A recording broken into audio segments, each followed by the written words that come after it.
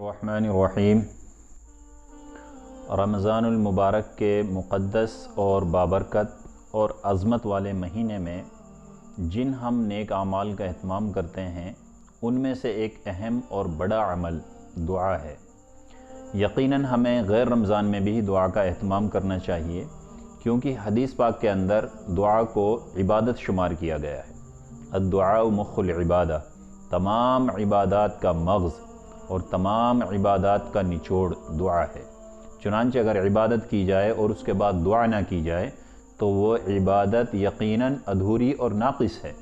इसलिए हमें चाहिए कि हर सदक़े के बाद, हर इबादत के बाद दुआ का एहतमाम करें, क्योंकि दुआ उस इबादत की तकमील की निशानी है। चुनांचे हदीस पाक के अंदर आता है कि सरकार दो आलम सल्लल्लाहु अलैहि वसल्लम ने इरशाद फरमाया, ये मिशकात शरीफ की रिवायत है कि तकदीर में जो लिख चुका है वो होके रहता है, उसको कोई चीज़ नहीं टाल सकती। लेकिन दो चीज़ें ऐसी हैं जो तकदीर को भी टाल देती हैं। सुबहान अल्लाह, दो चीज़ें ऐसी हैं जो तकदीर को भी टाल देती हैं। एक है दुआ, दूसरी है सदका। तो इस हदीस पाक से हमें मालूम होता है कि दुआ हमारे लिए कितनी ज़रूरी है, दुआ का एहतमाम करना ये हमारे लिए कितना ज़रूरी है, और सदक़ात का एहतमाम करना हमारे लिए कितना ज़रूरी है। इंसान इस दुनिया में चंद दिन के लिए आया है। वो एक उबलते हुए पानी के बुलबुले की तरह है, उसको नहीं मालूम कि उसकी ज़िंदगी कब ख़त्म होने वाली है। और कई मरतबा अचानक मौत के आने की वजह से ये होता है कि गुनाह जो उसने जानबूझकर या अनजाने में कर लिए थे उनकी तलाफ़ी का भी वक्त नहीं आता कि मौत आकर के उसको पकड़ लेती है। लेकिन एक मौका हमारे पास हमेशा बना रहता है सदका करने का और दुआ मांगने का। अगर हम इन दो आमाल को मजबूती से थाम लें, हर नमाज के बाद अमूमन दुआ करते हैं, और यकीनन जो दिन में हमसे गलतियां और गुनाह और छोटे और बड़े जो सगीरा और कबीरा गुनाह हो जाते हैं उनकी तलाफ़ी का मौका मिलता है। तो दुआ बेहतरीन हथियार है मोमिन का, इसका कभी साथ न छोड़ें और अल्लाह पर एतमाद करके दुआ मांगें। कभी ये ना सोचें कि जी मेरी दुआ कबूल होती है कि नहीं। हदीस पाक के अंदर आता है मोमिन की दुआ अल्लाह सुब्हानहु व तआला कबूल करता रहता है जब तक कि वो ये ना कहने लगे कि मेरी दुआ कबूल होती है या नहीं, पता नहीं मेरी दुआ कबूल होती है कि नहीं। ऐसा मोमिन को कभी नहीं सोचना चाहिए। अल्लाह ताला वादा फरमाता है कि जो बंदा मोमिन मुझसे दुआ करेगा मैं उसकी दुआ ज़रूर कबूल करूँगा। अब कबूलियत के जो मफ़हूम उलमा ने बयान किए हैं उनको हमें समझने की ज़रूरत है। नंबर एक, जो हम दुआ अल्लाह से मांगते हैं कई दफ़ा अगर अल्लाह को उसमें मसलहत नज़र आती है तो वही चीज़ हमें दे देते हैं जो हम दुआ में मांगते हैं। यकीनन ये भी दुआ की कबूलियत है। इसी तरीके से कई मरतबा ऐसा होता है कि जो हमने दुआ अल्लाह से मांगी है, चूँकि अल्लाह अहकमुल हाकिमीन है, वो फ़ैसला करने वालों में बेहतरीन फ़ैसले करने वाले हैं, तो कई बार ऐसा होता है कि हम जो अल्लाह से दुआ मांगते हैं अल्लाह पाक वो चीज़ तो अता नहीं फरमाते, लेकिन उस दुआ की बरकत से जो आने वाली हमारे गुनाहों की वजह से जो मुसीबत थी उस मुसीबत को उस दुआ की बरकत से टाल देते हैं। तो ये भी गोया कि दुआ का कबूल होना है, क्योंकि अगर हम दुआ न करते तो यकीनन वो मुसीबत नाजिल हो जाती।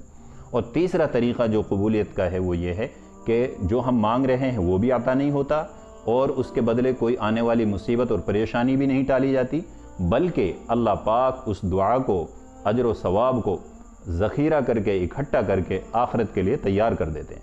और जब मैदान हशर में हिसाब व किताब का दिन होगा, सारी कायनात के सामने हमें बुलाया जाएगा, तो उस दुआ का जो अजर व सवाब है उसको हमारे नामा आमाल के साथ जोड़ा जाएगा और उसको तोला जाएगा। जब बंदा देखेगा कि मैंने फ़लाँ फ़लाँ दुआएं की और उसका अजर व सवाब मुझे यहाँ दिया जा रहा है, इतना दिया जा रहा है, तो वो तमन्ना करेगा काश के दुनिया में मेरी कोई दुआ कबूल नहीं होती, क्योंकि वो जानता है कि दुनिया उसके लिए चंद दिन की थी, दुनिया आखिर ख़त्म होने वाली थी, और हमेशा हमेश की ज़िंदगी तो ये है जहाँ पर मेरी दुआ का ज़ख़ीरा और अजर व सवाब इकट्ठा किया गया है। तो दोस्तों, बुज़ुर्गों, हम सब जानते हैं कि दुआ हमारे लिए कितनी ज़रूरी है। हर नमाज के बाद, हर फ़र्ज़ नमाज के बाद हम दुआ का एहतमाम करते हैं। कितना ही अच्छा हो कि ये दुआ का एहतमाम हम खुशू और खुजू, इन्हिमाक और तवज्जो के साथ करें और अपने रब की रुबूबियत, अपने मालिक खुदाबंदी की ताकत और क़ुव्वत को मद्देनज़र रखते हुए दुआ करें, तो यकीनन हमारी दुआ कबूल होगी। اور کبھی یہ نہ سوچیں، کبھی مایوس نہ ہوں، لا تقنطوا من رحمت اللہ، کبھی اللہ کی رحمت سے مایوس نہ ہوں کہ میں گنہگار ہوں، فاجر ہوں، فاسق ہوں، پتہ نہیں میری دعا قبول ہوتی ہے کہ نہیں۔ اگر تمہیں دعا کرنے کی اللہ نے توفیق دے دی ہے تو یقیناً اس وقت اللہ آپ سے محبت کر رہا ہے اور آپ کی دعا قبول کرنا چاہتا ہے، اسی لیے تو آپ کو توفیق دی۔ آپ دیکھتے ہیں کسی بڑے آدمی سے آپ ملنا چاہتے ہیں، پرائم منسٹر صاحب ہیں، سی ایم صاحب ہیں یا ایس ڈی ایم صاحب ہیں، کسی بھی بڑے آدمی سے آپ ٹائم لینا چاہتے ہیں تو وہ آپ کی بات سنے گا تبھی تو آپ کو ٹائم دے گا۔ اگر آپ کی بات اسے سننی نہیں تھی، آپ سے وہ ملنا نہیں چاہ رہا تھا تو آپ کو ٹائم کیوں دے گا وہ؟ تو آپ کو ٹائم دیا ہے، یہ نشانی ہے اس بات کی کہ یہ اس وقت آپ سے محبت کر رہا ہے، آپ کی بات سننا چاہتا ہے۔ تو اللہ سبحانہ و تعالیٰ نے اگر ہمیں دعا کی توفیق دے دی ہے تو یقین مانیے کہ وہ دعا ضرور قبول ہوگی۔ اور قبولیت کے 3 معنی ہیں جو میں نے بیان کیے۔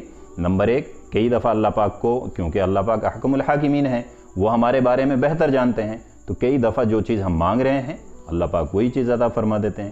کئی دفعہ وہ چیز نہیں ملتی، لیکن دعا کی برکت سے، چونکہ ہم نے دعا کی، کوئی مصیبت آنے والی تھی ہمارے گناہوں کی وجہ سے، اللہ پاک اسی مصیبت کو ٹال دیتے ہیں۔ اور تیسرا معنی جو دعا کا قبول ہونے کا ہے وہ یہ ہے کہ کئی مرتبہ نہ وہ چیز ملتی ہے جس کو ہم مانگتے ہیں، نہ کوئی مصیبت کم ہوتی ہے، بلکہ اللہ پاک اس دعا کے اجر و ثواب کو ذخیرہ کر کے، اکٹھا کر کے آخرت کے لیے جمع کر لیتے ہیں، اور کل قیامت کے دن ہمارے نامہ اعمال میں اس ثواب کو جوڑ دیا جائے گا۔ سبحان اللہ۔ تو آج سے ہمارے سامعین، جو ناظرین ہیں، جو اس پروگرام کو دیکھ رہے ہیں، میری ان سے گزارش ہے کہ رمضان المبارک کے مقدس مہینے میں دعاؤں کا خاص طور پر اہتمام کریں۔ دعائیں تقدیروں کو بدلتی ہیں۔ آپ اپنے بچوں کی تقدیریں دعاؤں کے ذریعے بدلوا سکتے ہیں، آپ اپنی تقدیر دعا کے ذریعے اللہ سے منوا سکتے ہیں، آپ جو چاہے کر سکتے ہیں دعا کی برکت سے، بشرطے کہ وہ عبادت کے بعد کی جائے اور خشوع اور خضوع کے ساتھ کی جائے، اللہ کو حاضر و ناظر سمجھ کے، اللہ کو بڑا مان کر کے اس کے سامنے نہایت عاجزی، انہماک، توجہ اور خشوع و خضوع سے کی جائے۔ ایسے نہیں کہ ہم نے ہاتھ پھیلا رکھے ہیں، دھیان کہیں اور ہے، تو یہ کیا دعا ہوئی؟ دھیان بھی اللہ کی طرف ہو۔